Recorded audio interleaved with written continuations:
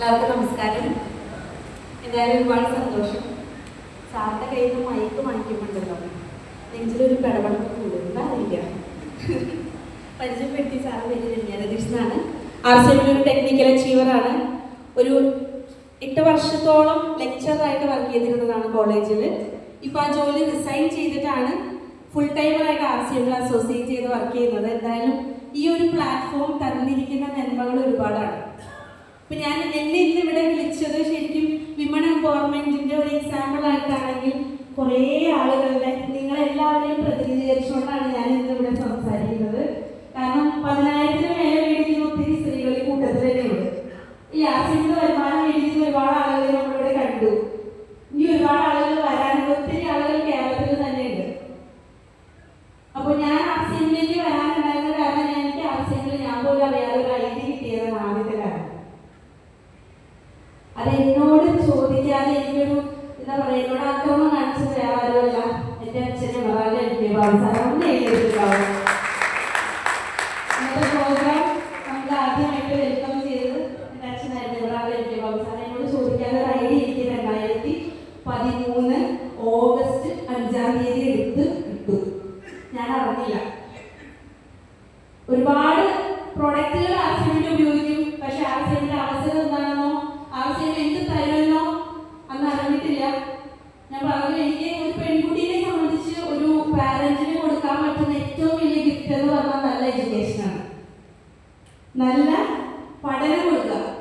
അച്ഛൻ എനിക്ക് നല്ല വിദ്യാഭ്യാസം തന്നു, നല്ല രീതിയിൽ എന്നെ കല്യാണം കഴിച്ച് കൊടുത്തു വിട്ടു.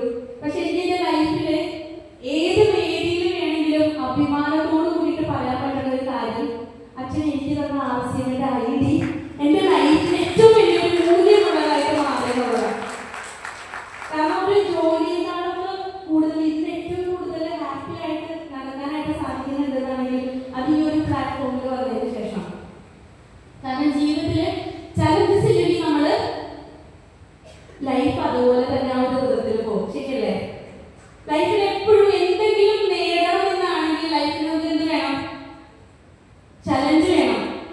കുട്ടികൾ ഉണ്ടാവില്ല ഒരു ഡോക്ടർ എന്നോട് പറഞ്ഞ ആ ഒരു ചലഞ്ച് ഉണ്ടല്ലോ, ആ സമയത്ത് ഞാൻ നേരിട്ട ഏറ്റവും വലിയൊരു മാനസിക പ്രശ്നം ഉണ്ടല്ലോ, അതെനിക്ക് ഓവർകം ചെയ്യാനായിട്ട് സാധിച്ചത് RCM-ലെ ഹെൽത്ത് കാർഡുകളും ന്യൂട്രിചാർജും കൂടി വേണ്ടിയിട്ടാണ്. വലിയൊരു ചലഞ്ചാണ് എൻ്റെ മുമ്പിൽ.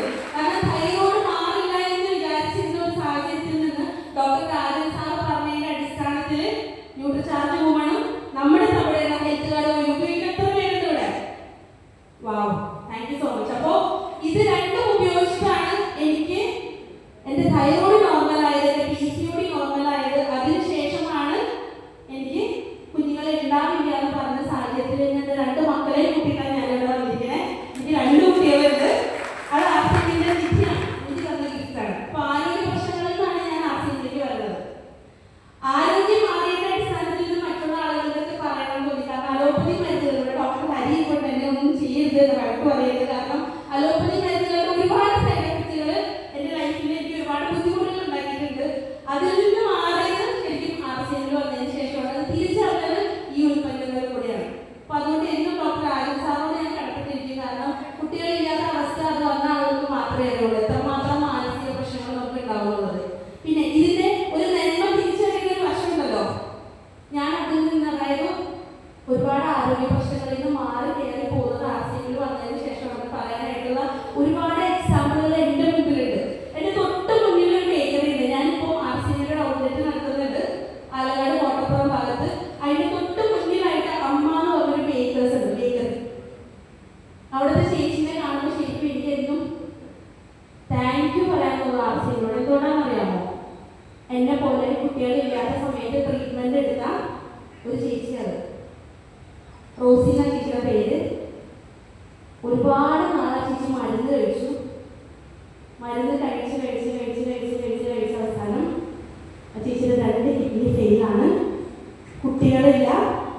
ഒന്നരാടം ഡയാലിസിസ്. അവിടെ നമ്മുടെ തവണ വെച്ചിട്ടാണ് എല്ലാ സാധനങ്ങളും പാചകം ചെയ്ത് കൊടുക്കുന്നത്. അപ്പോൾ ഒരു കാപ്പി കുടിക്കാനാണെങ്കിലും അതുപോലെ തന്നെ എന്തെങ്കിലുമൊക്കെ സ്നാക്സ് കഴിക്കാനാണെങ്കിലും ആ കടയിൽ ചെല്ലുമ്പോൾ ആ ചേച്ചി കയ്യിൽ ഡയാലിസിസ് കഴിഞ്ഞ് വരണ ആ ഒരു സീനുണ്ടല്ലോ,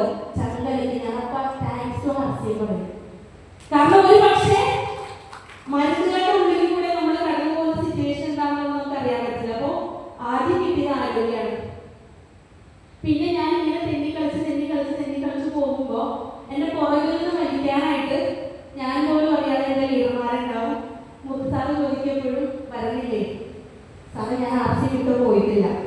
ഞാൻ വരും. നോക്കൂ, ഇത് പുതിയതായിട്ടൊന്നും എത്ര പേരുണ്ട്? കുറച്ച് ആളുകളുണ്ട് അല്ലേ?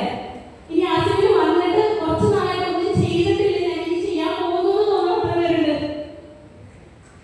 കുറച്ച് പേര് അവിടെയുണ്ട്. 2013 എനിക്ക് ഐ ഡി തന്നു. 2018 ആയപ്പോഴാണ് ഒരു ഇത്തിരി വെള്ളി വെളിച്ചം തലയിൽ വീണത്. അപ്പോൾ എൻ്റെ 5 വർഷം കളഞ്ഞു. 2021 ഞാൻ എൻ്റെ ജോലി സൈൻ ചെയ്തത്. അപ്പോൾ വീണ്ടും എത്ര വർഷം പോയി?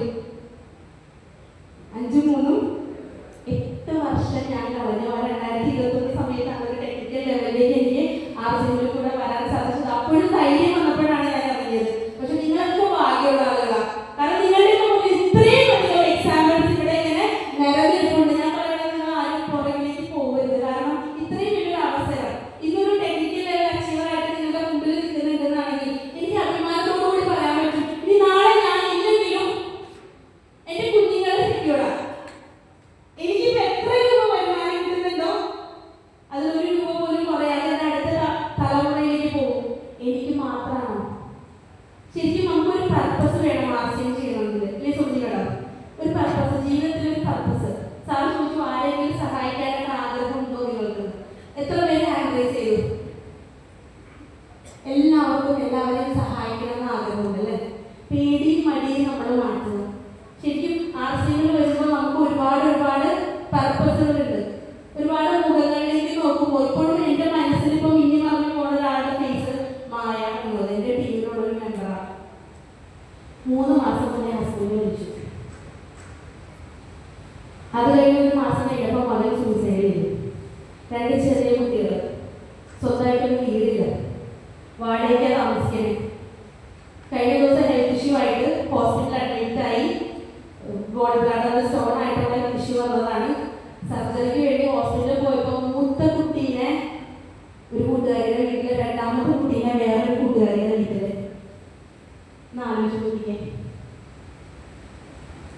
പർപ്പസ് വേണമെന്ന് പറയില്ലേ? നമ്മൾക്ക് വേണ്ടിയിട്ട് ആർസിയും ചെയ്യണ്ട.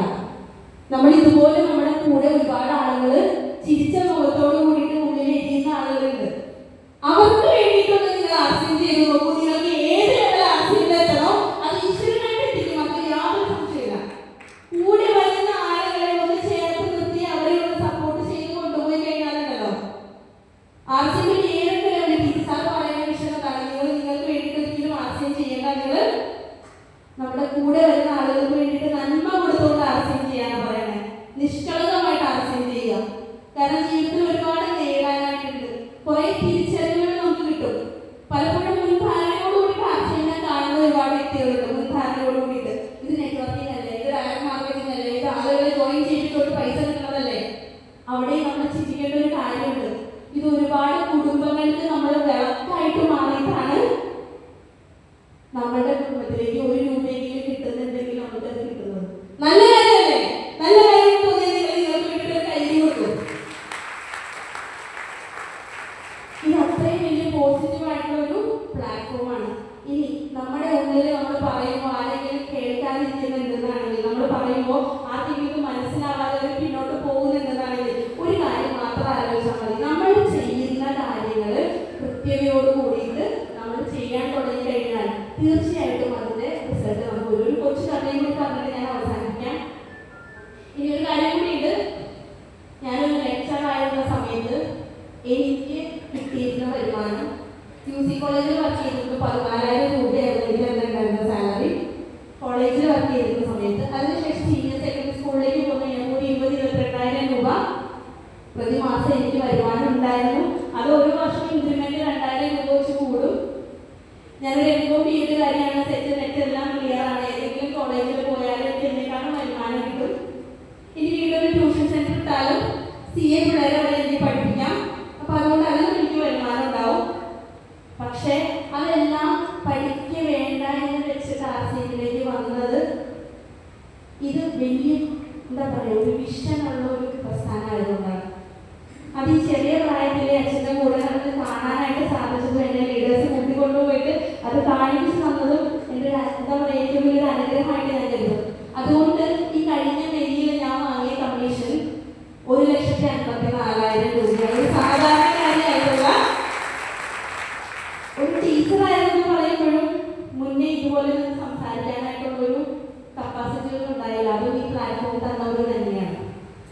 വേണം. ഞാൻ പറഞ്ഞില്ലേ, ചലഞ്ച് നമ്മൾക്ക് ഉണ്ടെങ്കിൽ മാത്രമേ കയറി വരാൻ പറ്റുള്ളൂ. കുട്ടികളില്ലാത്ത ആദ്യത്തെ ചലഞ്ചായിരുന്നു, സാമ്പത്തിക പ്രശ്നം രണ്ടാമത്തെ ചലഞ്ചായിരുന്നു. എങ്ങനെ കയറി വരുന്ന ചിന്തിച്ചാൽ പോട്ടെ, സൂയിസൈഡ് ചെയ്യാൻ വരെ പോയ സാഹചര്യങ്ങൾ ഉണ്ടായിട്ടുണ്ട്. അന്ന് മൂർത്തി സാറിന്റെ വാക്കിൽ കയറി വന്ന ആളാണ്. ചിലപ്പോൾ ഞാൻ ഇമോഷണലായി പോകും, സത്യമാണത്. എനിക്ക് ഏറ്റവും കൂടുതൽ സപ്പോർട്ട് തന്നിരിക്കുന്ന ഒരാള്. Thank you so much sir. ഇതുപോലെ നിങ്ങളോട് നിൽക്കാനായിട്ടുള്ളൊരു, കാരണം നമുക്ക് ചില സാഹചര്യങ്ങളിൽ ആരെങ്കിലും ഒരാൾ നമ്മുടെ കൂടെ സപ്പോർട്ട് ചെയ്യാൻ ഈശ്വരനായിരിക്കും. ചിലപ്പോൾ നമ്മുടെ പാരന്റ്സിനോട് പറയാൻ പറ്റില്ല, ചിലപ്പോൾ നമ്മുടെ വീട്ടിൽ ബാക്കിയുള്ള ആളുകളോട് നമുക്ക് സംസാരിക്കാൻ പറ്റാത്ത സിറ്റുവേഷൻ വരും, കൂട്ടുകാരോട് പറയാൻ പറ്റാത്ത വരും. പക്ഷെ അങ്ങനെ ഒരു സിറ്റുവേഷൻ ഉണ്ടായിരുന്ന സമയത്ത് എനിക്ക് തോന്നുന്നത് രാത്രി 1 മണിക്ക് ഞാൻ സാറിനെ വിളിച്ച് ശല്യം ചെയ്തു എന്ന് തോന്നുന്നു. അന്ന് സാറ് പറഞ്ഞ ഒറ്റ വാക്കിന്റെ ലൈഫിൽ ഇന്നും എന്നും തെളിഞ്ഞു നിൽക്കുന്നതാ, സൂര്യനെ പോലെ ആവണം നിങ്ങൾ. സൂര്യൻ എന്താ ചെയ്യണേ അല്ലേ? സ്വന്തം എരിഞ്ഞു തീർന്നാലും മറ്റുള്ള ആളുകൾക്ക് പ്രകാശം കൊടുക്കുന്ന തരത്തിലേക്ക് നിങ്ങൾ മാറാനായിട്ട് നിങ്ങൾക്ക് പറ്റണം. ഒരു വാക്ക് എന്റെ ഹൃദയത്തിലാണ് വരുന്നത്. ഞാൻ കയറി വന്നു, വെറുതെ പറയണ നല്ലത്, ലൈഫിൽ ഞാൻ കടന്നുപോയ സാഹചര്യങ്ങളാണ്. അപ്പോൾ നന്മയോട് കൂടിയിട്ട് എല്ലാവർക്കും നന്മ വരുത്തിക്കൊണ്ട് മുന്നോട്ട് പോകാൻ നോക്കുക. എല്ലാവരും കാണുന്ന പോലെ ചിരിച്ച പോകുന്നവരുടെ ഉള്ളിൽ എരിഞ്ഞു തീരണം കുറെ മനസ്സുകളുണ്ട്. അപ്പൊ അതിനെ നമ്മൾ കാണാനായിട്ട് നമ്മൾ ശ്രമിക്കാം. അപ്പോൾ ഞാനൊരു കൊച്ചു കഥയും കൂടി പറഞ്ഞിട്ട് അവസാനിക്കും. ഒരു സ്ഥലത്ത്, ഒരു നാട്ടില് ശ്രീധരൻ എന്ന് പറയുന്ന ഒരു വിത്തുകളൊക്കെ വിൽക്കുന്ന ഒരു വ്യക്തി ഉണ്ടായിരുന്നു. ശ്രീധരൻ നല്ല ഗുണമേന്മയുള്ള വിത്തുകളാണ് അദ്ദേഹം കൊടുത്തോണ്ടിരുന്നത്. ബാക്കിയുള്ള കടക്കാരെല്ലാം കൊടുക്കുന്നതിനേക്കാളും വില കൂട്ടിയാണ് അദ്ദേഹം ആ വിത്തുകൾ കൊടുത്തോണ്ടിരുന്നത്. പക്ഷെ നല്ല ഗുണമേന്മയുള്ള വിത്തുകളായതുകൊണ്ട് എന്നും ആളുകൾ വന്നിട്ട് ആ വിത്ത് വാങ്ങിച്ചിട്ട് പോകും. അവർക്ക് ആ വർഷം നല്ല വിളവ് കിട്ടുകയും ചെയ്യും. അങ്ങനെ നല്ല രീതിയിൽ ആ ബിസിനസ് മുന്നോട്ട് പോയിക്കൊണ്ടിരിക്കുന്ന സമയത്ത് കുറച്ച് ദിവസം കഴിഞ്ഞപ്പോൾ വേറൊരാൾ അടുത്ത നാട്ടിൽ നിന്ന് ശ്രീധരൻ ഈ വിത്തുകൾ കൊടുക്കുന്ന സ്ഥലത്തേക്ക് വന്നു.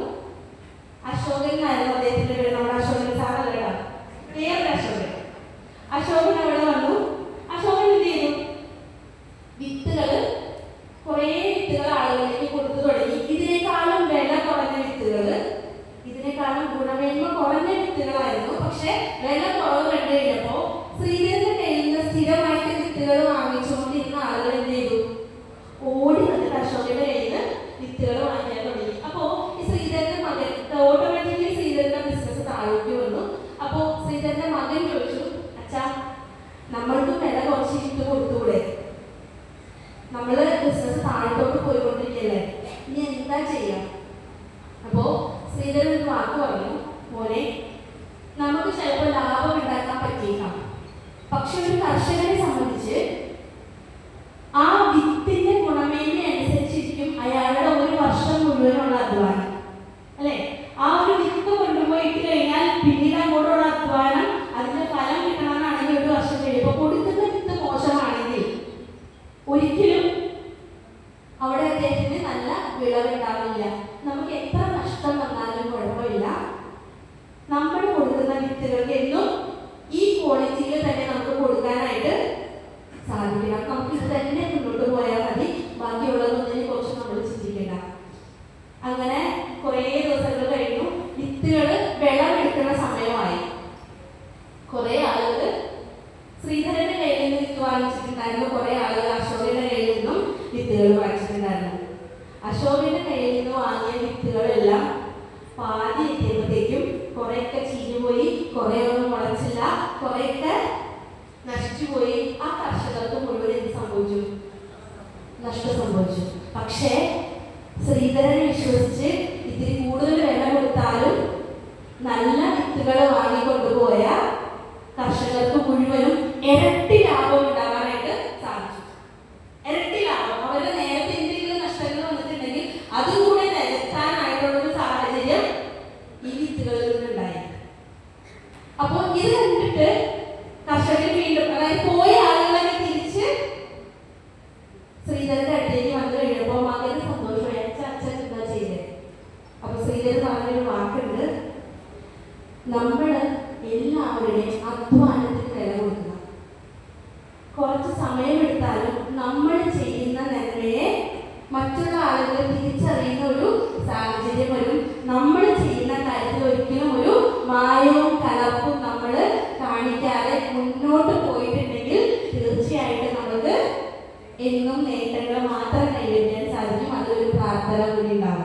ഒരാളുടെയും നെഗറ്റീവ് ആയിട്ടുള്ള ഒരു കമന്റ് നമ്മൾക്ക് ഉണ്ടാവില്ല. ആർസിയുടെ ഈ ഒരു തലത്തിൽ ചിന്തിച്ചു നോക്കൂ. ഇന്ന് നമ്മൾ നോ പറയുന്ന ആളുകൾക്ക് വേണ്ടി നമ്മളൊന്ന് വെയിറ്റ് ചെയ്യും. നമ്മൾ കൊടുക്കുന്ന കാര്യങ്ങൾ കൃത്യതയോടുകൂടി പറയാനായിട്ട് ശ്രമിക്കും. തീർച്ചയായിട്ടും നമ്മളെ ഒരിക്കലും അവർ കാണും. നമ്മൾ ചെയ്തു കൊടുക്കുന്ന നല്ല കാര്യങ്ങൾ അവർ തിരിച്ചറിയും. അവർ നമ്മളിലേക്ക് തന്നെ തിരിച്ചു വരും. ആർസിയുടെ വലിയ വലിയ വിജയങ്ങൾ ഉണ്ടാവാനായിട്ട് എല്ലാവർക്കും സാധിക്കട്ടെ. എനിക്ക് അവസരം തന്നെ ഒരുപാട്